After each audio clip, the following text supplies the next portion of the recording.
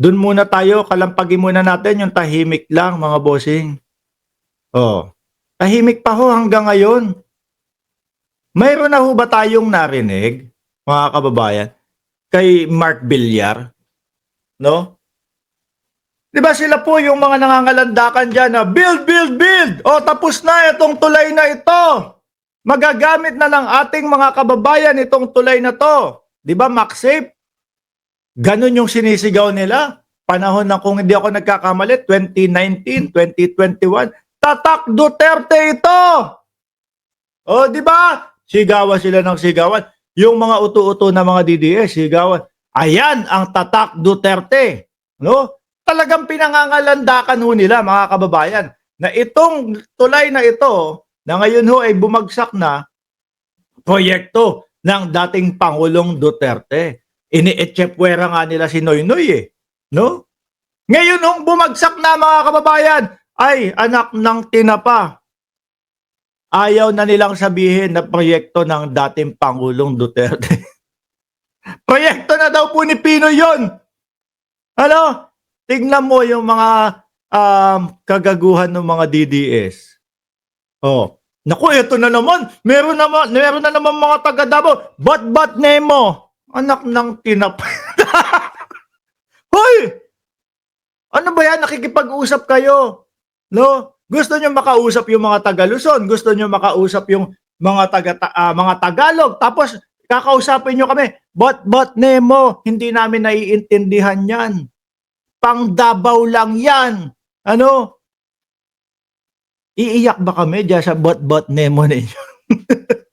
Pag kayo nag-usap, o yung mga DDS, siguro kayo nakakaintindi niyang bot Nemo. Pinagtatawanan namin nila Shiro Kansaki yan. Bot Nemo. Di ba, Ma'am Brenda Barton? Anak na tinapay. Ito mga DDS na to. Ang daming iko-komento. Ito, 8 yung topic. Isa sa 8 na to. Eh, umano kayo, no? Makiagos kayo doon sa topic. Yung mga disgusto nyo doon sa topic, sabihin ninyo. O baka ang utak ninyo ay pang bot Nemo lang. bot Nemo.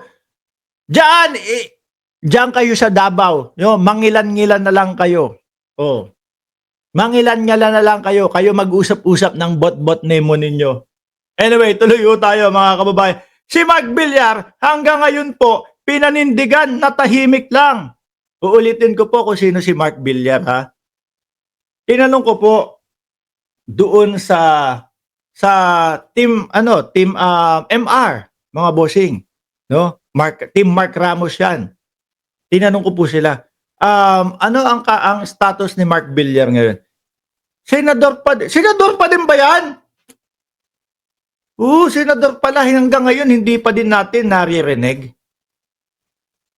No? Hanggang ngayon hindi. Nagulat ho ako talaga, mga bossing. Totoo ho 'yun. No? Nagulat ako nung pagkakasabi sa akin na nakaupo pa ding senador to. Aba, nasobrahan sa tahimik ho, mga kababayan. Na hanggang ngayon po,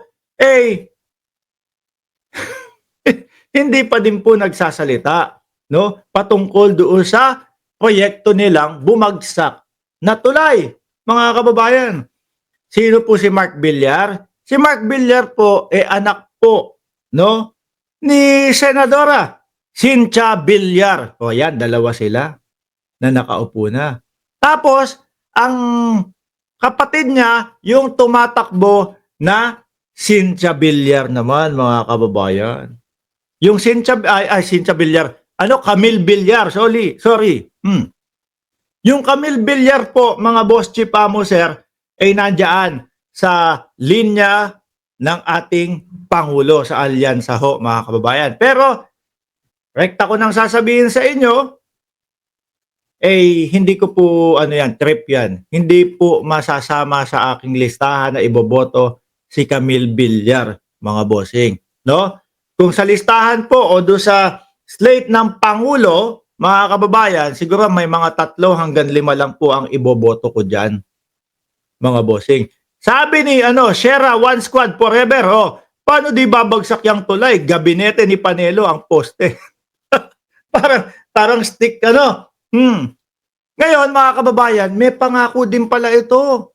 Si ano, Villar, no? Nung 2021 na by 2022 daw po yung Metro Manila traffic will never be the same.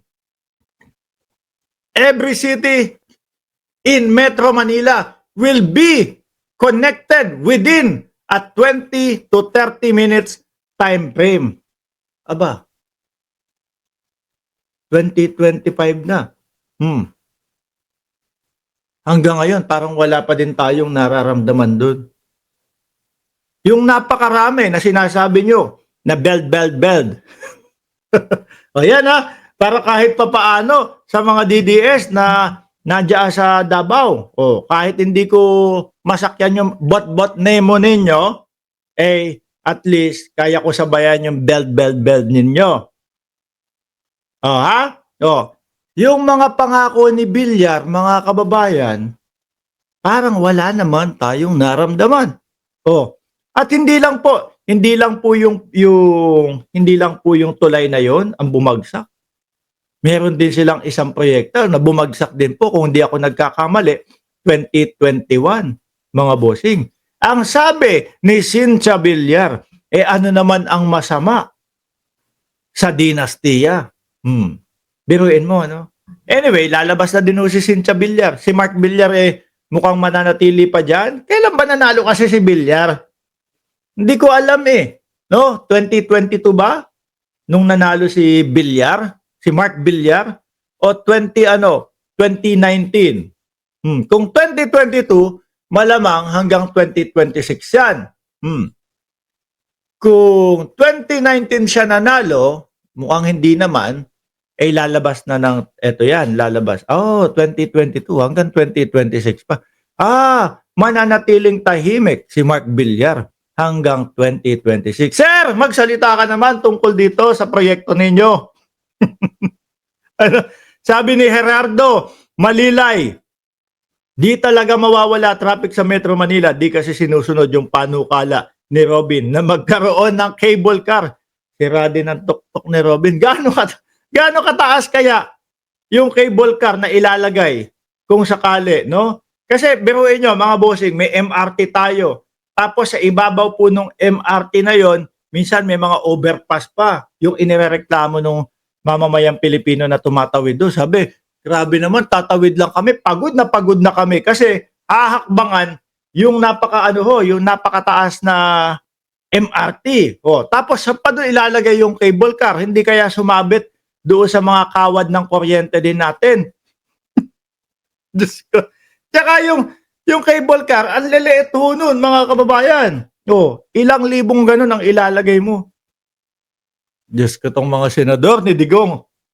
Ano po?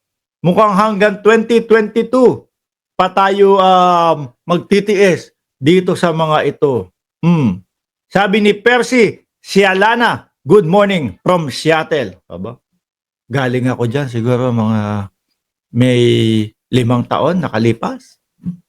Palaulan dyan no? Laging umuulan. Anyway, mga kababayan, kailan kaya natin mapapagsalita si Mark Villar? Kasi po, nung siniyasat, ininspeksyon ng ating Pangulo, mga bossing, yung tulay na bumagsak, ang sinasabi, mali yung, mali yung design ng na yun. Biruin mo, imbis na kable ang nakalagay sa isang suspension na tulay, ang nakalagay po bakal. Wala ding suspension. Di ba? Imbis na sa ibabaw ng gagaling o hinahatak pataas ng mga kable, parang yung mga bakal na inilagay, mga bossing, gapalito lang din ho no? At parang wala pang yung sa pagkakakita ko ho, mga bossing, sa ilalim, parang nakadesign lang ho Di ba? Hindi kaya ito ay minadali lang. Hindi kaya ito ay, sige, basta i-post mo na yan. Basta may maipakita tayo para yung sinasabi nating build ay maniwala ang sambayan ng Pilipino. Baka ganun lang ho, mga kababayan. Baka, sige, tapusin na yan. Sige, basta ipresenta mo yan. kahit hindi tama ang design, kahit under budget. O sabihin natin, napakamura nating nakuha. Yung pala, mura nga.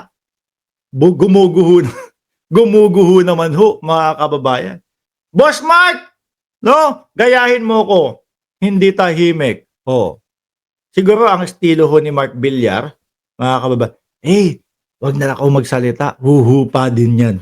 No? Tatahimik din ang mamamayang Pilipino. Yan kasi ho, ganyan na. Ganyan ang estilo ho, mga kababayan ng iba. Huwag ka na lang kumibo. Tatahimik din yung mga yan. Hihinto din yan. Mapapagod din yung mga yan. Ay nako. Huwag nating hintuan to. Ano? Hanggat hindi ho nagsasalita, mga kababayan. Kung sa bagay, nandiyan naman po ang gobyerno ni Pangulong Bongbong Marcos na iimbestigahan din yung mga taong nakapaloob dito sa proyektong ito, mga bossing. Okay?